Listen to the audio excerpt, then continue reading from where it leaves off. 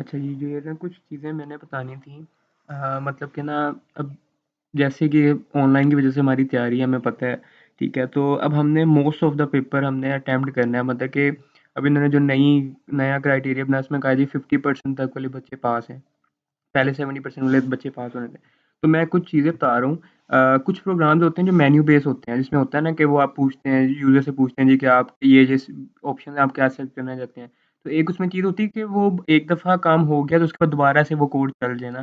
तो उसका क्या तरीका होता है कि अब फॉर एग्ज़ाम्पल मैं यहाँ पे ले रहा हूँ integer x is equal to 0, ठीक है? मैंने एक डू का लूप लगाया, एक डू व्हाइल का सॉरी, डू व्हाइल का लूप लगाया और उसमें मैं कहता हूँ कि x is not equal to 5, तब तक ये लूप चलता जाए, व्हाइल का लूप, ठीक है? ये व्हाइल का ये सिंटैक्स है। अब मैं क्या कहता हूँ कि मैं कहता हूँ यहाँ पे सी आउट कराता हूँ, enter enter 1 to continue and 5 to exit, ठीक है? और इधर मैं सी इन लेता हूँ x को, ठीक है? ये सिंपल था, ये तो मैंने बस एक आपको सिंपल एक एग्जांपल दिए कैसे हो सकता है।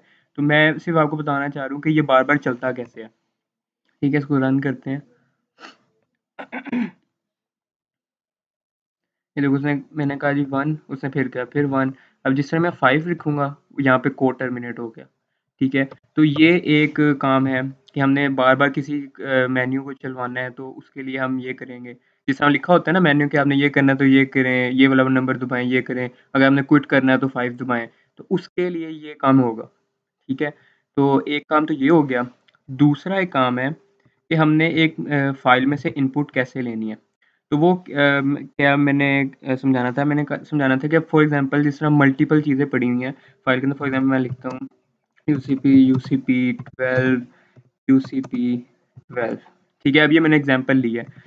अब आप इसको ज़रा देखो, एक ये करैक्टर अरे है, फिर बीच में स्पेस है, फिर ये करैक्टर अरे है, फिर ये एक इंटीजर है, फिर स्पेस है, फिर करैक्टर अरे है, फिर स्पेस है, फिर इंटीजर है, ठीक है? तो अब हमें पता है कि 3 इंटीजर अरेज़ हमने बनानी है और 2 इंटीजर्स हैं हमारे पास। तो हम ऐसे करते हैं, इसको मैं रिमूव करता हूँ। मैं यहाँ पे करैक्टर A1 सॉरी अरे 1 बनाई 10 साइज़ की, ठीक है? उसके बाद मैंने बनाई करैक्टर अरे 2 10 साइज़ की, करैक्टर अरे 3 10 साइज़ की। मैं वैसे एग्जांपल दे रहा हूँ क्योंकि हमारे पास यहाँ पे 3 अरेज़ हैं और 2 इंटीजर्स हैं। तो मैं integer x is equal to 0, y is equal to 0, ठीक है? अब आपने इसकी कोऑर्डिनेशन देखनी है डाटा की कि पड़ा किस तरह हुआ है। पहले 2 अरेज़ आ रही हैं हमारे पास, ठीक है? तो हम यहाँ पे सिंपल पहले मैं इस फाइल को खोल लेता हूँ, इस स्ट्रीम का वेरिएबल बना के fn dot open data dot txt, ठीक है? और अब देखो ये मैंने फाइल ये वाली डाटा डॉट टेक्स्ट खुल गई मेरी यहाँ पे। अब पहले एक रे पड़ी है, फिर दूसरे नंबर पे रे पड़ी है। मैं सिंपल यहाँ पे क्या कहूँगा कि एफ इन अरे 1, फिर आगे ब्रैकेट्स, फिर अरे 2, ठीक है? अब ये क्या हुआ कि मेरी अरे 1 के अंदर ये वाला यूसीपी आ गया, इसको हम यूसीपी 1 यूसीपी 2 ओ सॉरी यूसीपी 2 और इसको यूसीपी 3 कह देते हैं और इसको हम 13 कर देते हैं अपनी ईज़ के लिए, ठीक है? अब क्या हुआ कि इस अरे 1 के अंदर यूसीपी 1 आ जाएगा, इस अरे 2 के अंदर यूसीपी 2 आ जाएगा। अब आगे इंटीजर है, हमें पता है, ठीक है? इंटीजर है, मेरे नज़र आ गया इंटीजर है, तो हम सिंपल यहाँ पे कर देंगे एक्स। एक्स हमारे पास क्या है? एक इंटीजर वेरिएबल है। उसके बाद हमारे पास क्या है? फिर एक अरे फिर एक अरे आ गई है, ठीक है? अब हमने इसको एक और अरे में स्टोर करना है, तो हमारे पास एक अरे 3 की पड़ी है, तो हम सिंपल यहाँ पे कर देंगे अरे 3। उसके बाद हमारे पास फिर एक इंटीजर आ जाएगा 13, ठीक है? और यहाँ पे हमने एक बनाया हुआ है वाई के नाम से इंटीजर वेरिएबल, तो हम यहाँ पे सिंपल कर देंगे वाई, ठीक है? अब ये जो मेरे पास सारा डाटा था ना, ये एज इट इज़ इसी कोऑर्डिनेशन में मेरे पास स्टोर हो गया हुआ है इस तरह इसके अंदर। अब अगर मैं इनको सी आउट कराऊँ, ये देखो सी आउट अरे 1 अरे 2 अरे नहीं, यहाँ पे एक्स आएगा, फिर स्पेस अरे 3 और यहाँ पे वाई, ठीक है? अब ये क्या होगा कि मैंने एज इट इज़ यहाँ पे ब्रैकेट्स, ठीक है? अब मैंने क्या किया कि मैंने पहले सबसे पहले इस फाइल को देखा है कि इस फाइल के अंदर किस कोऑर्डिनेशन में डाटा पड़ा हुआ है। ठीक है, किस कोऑर्डिनेशन के साथ डाटा मेरे पास पड़ा हुआ है, तो मैंने उसको देखा है। मैंने उसी तरह अपनी ये अरेज के अंदर मैंने इनपुट्स ली। मुझे पता है कि पहले 2 अरेज आ रही हैं, फिर एक इंटीजर है, फिर एक अरे आ रही है, फिर एक इंटीजर आ रहा है, तो मैंने उसी लिहाज से इनपुट लिया। ठीक है, पहले 2 अरेज से इनके अंदर इनपुट ली, फिर एक इंटीजर के अंदर ली, फिर एक अरे के अंदर ली, फिर एक इंटीजर के अंदर ली। तो अब मैं इसको रन करता हूँ, देखते हैं क्या आउटपुट आती है। ये देखें, वही आउटपुट आ गई। ठीक है, अब एक और सिनेरियो है कि फॉर एग्जांपल कि हमारे पास ये वाली स्ट्रिंग जो है, ये हमारे पास मल्टीपल टाइम्स इस फाइल में पड़ी हुई है। ठीक है, ऐसे करके। ठीक है, और अब हमें कहा जाता है कि जी ये जो नंबर है ना, इसके अंदर से हमें हमें आपने निकाल के देना है कि कौन सा जो है जी ग्रेटर है। ठीक है, फॉर एग्जांपल मैं बात करूं कि कौन सा ग्रेटर है, तो उसमें क्या मुश्किल है? कुछ भी मुश्किल नहीं है उसमें। हमने सिंपल क्या करना है कि इसको पहले हम ख़त्म करते हैं, सी आउट को, कंट्रोल इसको सी आउट किया। उसके बाद ये जो है हमने ये मेन ऊपर करना होता है, मैंने नीचे किया हुआ है, इसको हम यहाँ से कॉपी करके यहाँ ऊपर पेस्ट कर देते हैं। और हमने सिंपल क्या काम करना है, इसको हम कट करेंगे और एक वाइल का लूप चलाएंगे, while not F in dot E O F.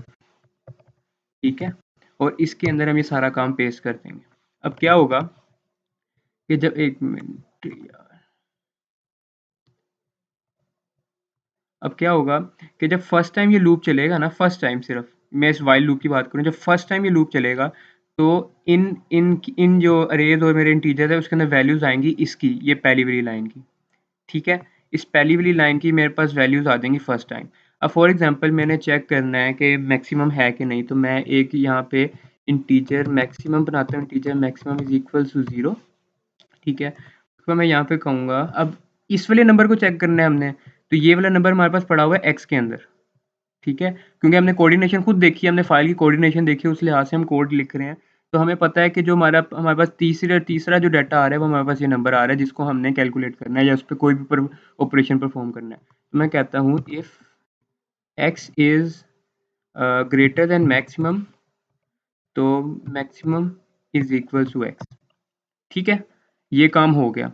अब क्या होगा कि जब पहली दफ़ा ये लूप चला, उसने इस वाली वैल्यू को इनपुट ले ली, इस पूरी पहली लाइन को इनपुट ले ली। उसके बाद उसने मैक्स के अंदर 10 रखवा देना है, क्योंकि मैक्स के अंदर 0 पड़ा है। 0 is greater than max, sorry, x is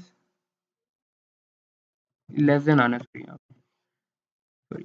तो मैं कहूँगा जी 0 is less than max true हो गया, तो max is equal to x. X के अंदर क्या पड़ा हुआ था? 10 पड़ा हुआ था। ठीक है, उसने मैक्स के अंदर 10 रखवा दिया। अब जो ये दूसरी दफ़ा लूप चलेगा तो दूसरी दफ़ा ये इस वाली लाइन को लेगा इनपुट। ठीक है, उसी तरह जब तीसरी दफ़ा चलेगा तो इस वाली को लेगा। इस तरह करते करते क्या होगा कि हमारे पास एंड पे ये 13 एज अ मैक्सिमम आ जाएगा। तो हम इसको चेक करते हैं, सी आउट मैक्सिमम, और यहाँ पे हम मैक्सिमम को सी आउट करा देते हैं। ठीक है, इसको अब हम रन करते हैं।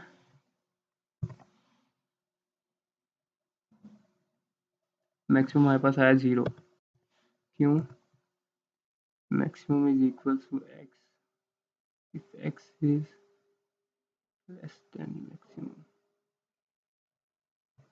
यहाँ पे ग्रेटर ही आना है मेरे ख्याल से। हाँ, इधर ग्रेटर आएगा, सॉरी। ठीक है, तो अब रन करके देखते हैं। ये देखो, अब 13 आ गया, वो मैंने गलत कर दिया था साइन को। तो इस तरह सिंपल करना है। अब ये मैंने आपको इसलिए बताया क्योंकि क्वेश्चंस आपको इस तरह के आने हैं। आपको इस तरह फाइल में कोई डाटा दिया गया होगा और उसमें आपको कहा होगा जी कि अब ये कुछ भी हो सकता है। फॉर एग्जांपल यहाँ पे किसी का नाम हो सकता है, उन्होंने कहना है जी कि इस नाम का आपने बंदा ढूंढना है, इस पूरी फाइल में नाम लिखा हुआ है उस बंदे का, आपने उस बंदे का नाम ढूंढना है। और उसका उसका जो भी डाटा है ना आगे कोरिस्पोंडिंग, उसके आगे उसका सारा डाटा लिखा होगा, जिस तरह ये मैंने लिखा हुआ है ना। अब फॉर एग्जांपल ये फर्स्ट नेम है, ये लास्ट नेम है, आगे उसका CGP है, कुछ भी आगे रोल नंबर वगैरह है। तो वो आप कह सकते हैं जी कि इस नाम का बच्चा है, वो उस फाइल में उसका डाटा पड़ा हुआ है, आपने उस नाम के बच्चे का सारा डाटा डिस्प्ले कराना है। तो सिंपल आपने मतलब कि यही काम करना है कि जिस तरह जिस कोऑर्डिनेशन में डाटा पड़ा होगा, ठीक है, जिस कोऑर्डिनेशन डाटा पड़ा होगा, जिस तरह अब ये पहले रे है, फिर इंटीजर रे, इंटीजर, उस तरह आपने अपने कोड को सेट करना है जिस तरह यहाँ पे मैंने किया है। ठीक है, दूसरा काम आपने करना है कि आपने देखना है कि वो किस चीज़ को सर्च करने का कह रहे हैं। फॉर एग्जांपल वो फर्स्ट नेम को कह रहे हैं ना, तो आपने फर्स्ट नेम के अंदर एक वो जो स्ट्रिंग चेक करने वाला फंक्शन होता है ना, आपने वो बनाना है कि स्ट्रिंग फाइंड करनी है कि दोनों सेम हैं कि नहीं। अगर तो सेम हैं, ठीक है, तो वो क्या करे कि उसके आगे जो भी डाटा है ना उसको सी आउट करा दे कंसोल के ऊपर। बस सिंपल सा ये काम है, और कुछ भी मुश्किल नहीं है, ठीक है।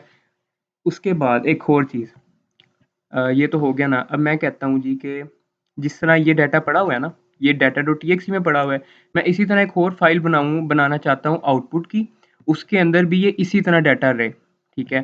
चलो मैं कहता हूँ कि मैं यहाँ पे एक ऑफ स्ट्रीम बनाता हूँ, ऑफ स्ट्रीम एफ आउट, और एफ आउट डॉट ओपन, इसको मैं कह देता हूँ आउटपुट डॉट टीएक्सटी। और अब हमें ये आउटपुट डॉट टीएक्सटी बनाने की ज़रूरत नहीं है। अगर तो ये यहाँ पे पड़ी होगी ना, ये जो हमारा फोल्डर होता है जहाँ पे हम डाटा डॉट टीएक्सटी बनाते हैं, अगर यहाँ पे आउटपुट डॉट टीएक्सटी पड़ी होगी तो ये उसके अंदर डाटा रखवा देगा। अगर नहीं बनी पड़ी होगी ना तो ये आउटपुट डॉट टीएक्सटी नाम की फाइल बनाएगा और उसमें डाटा रखवा देगा। अब देखो यहाँ पे आउटपुट की कोई भी फाइल नहीं है, ठीक है।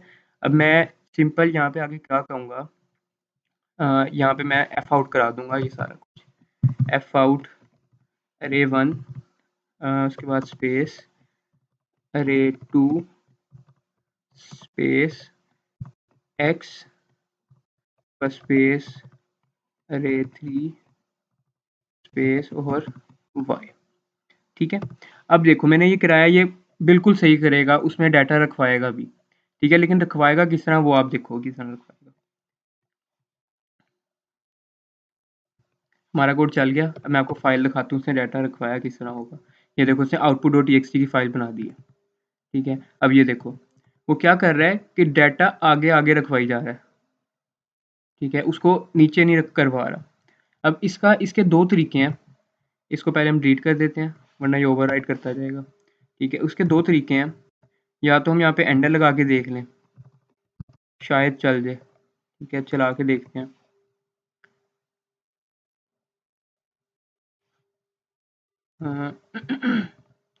ठीक है, इस तरह भी एंडर लगा के भी हम कर सकते हैं, या इसका एक और तरीका होता है, उसको हम कहते हैं, हम यहाँ पे ना आउटपुट डॉट टीएक्सटी बाद comma iOS double colon append app A double P लिख देते हैं। इसका क्या काम होता है कि ये फाइल के एंड से, अब फॉर एग्जांपल ये पहली लाइन हो गई है ना, पहली लाइन प्रिंट हो गई है, तो जिस तरह पहली लाइन प्रिंट हो जाएगी उसके बाद ये कर्सर फ़ौरन नीचे आ जाएगा ऑटोमेटिकली। ये इस कोड, इस जो लाइब्रेरी हमने ऐड की है, ये उसकी मदद से हो जाएगा कि नीचे आ जाएगा। या तो आप ये यूज़ कर सकते हो या आप एंडल यूज़ कर सकते हो, आपकी मर्ज़ी है। एंडल मैं तो कहूँगा कि ज़्यादा बेहतर है, लेकिन अगर आप एंडल नहीं यूज़ करना चाहते तो आप ये भी कर सकते हो, एक और तरीका है। मैं आपको इसको भी चला कर दिखा देता हूँ, ठीक है। तो इसको भी हम चलाएँगे तो ऑलमोस्ट ऐसे ही इंशाल्लाह आएगा, ठीक है। नहीं किया इसने, क्यों? आप एंडल ही यूज़ करें, इसका ना कोई फंक्शनैलिटी का मसला है कोई, ठीक है। इसको आप ख़त्म कर दें और एंडल ही यूज़ करें, ये किसी और चीज़ के लिए आप लोगों को समझ नहीं आएगी, ठीक है। तो आप सिंपल एंडल यूज़ करें और सी आउट कराते जाएँ, एफ आउट कराते जाएँ, ठीक है। और दूसरा ये जो एफ आउट एफ इन है ना, इसके साथ आपने कन्फ्यूज़ नहीं होना। ये हम कुछ भी रख सकते हैं, एफ आउट ये मैंने रखा है, मैं अपना नाम भी रख सकता हूँ, कुछ भी रख सकता हूँ। और एफ आउट और एफ इन मैं इसलिए रखता हूँ क्योंकि ये सी इन और सी आउट से थोड़े रिलेटेड हैं, तो मुझे पता चल जाता है कि कहाँ कौन सी चीज़ फ़ाइल में आउटपुट करानी है, कौन सी चीज़ फ़ाइल से इनपुट लेनी है, ठीक है। और सी आउट सी इन का मतलब होता है कि हमने कंसोल से इनपुट लेनी है और कंसोल से आउटपुट करनी है। तो इस चीज़ का बस ख्याल करना है कि हमारी फ़ाइल जो हमारी फ़ाइल है उसके अंदर डाटा किस कोऑर्डिनेशन में पड़ा हुआ है, और हमने किस कोऑर्डिनेशन से चीज़ों को गेट करना है और किस कोऑर्डिनेशन से रखवाना है। तो सिंपल इन चीज़ों का ख्याल करना है।